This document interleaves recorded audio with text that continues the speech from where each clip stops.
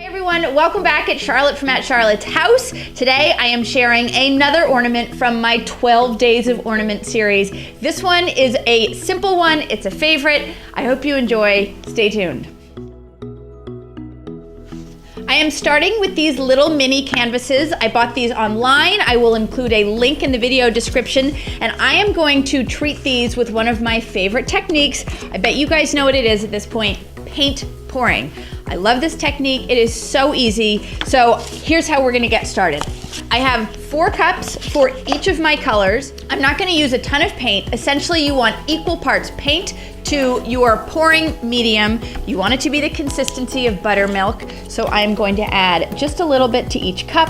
I'm gonna stir it well, and then I'm gonna get to pouring.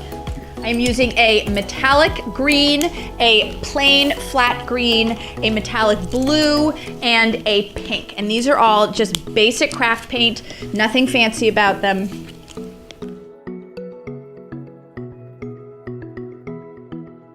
I use a pouring medium from Deco Art. Again, I will include the link to this as well.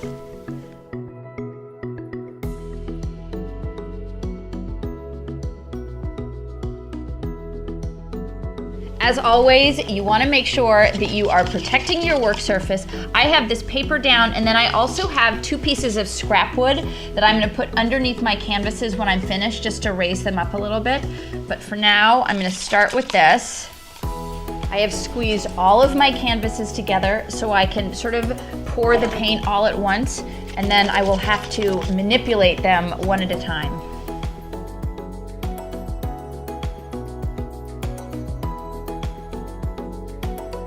Now I'm gonna have to do a little manipulating. So I'm gonna have to individually move each of my canvases around.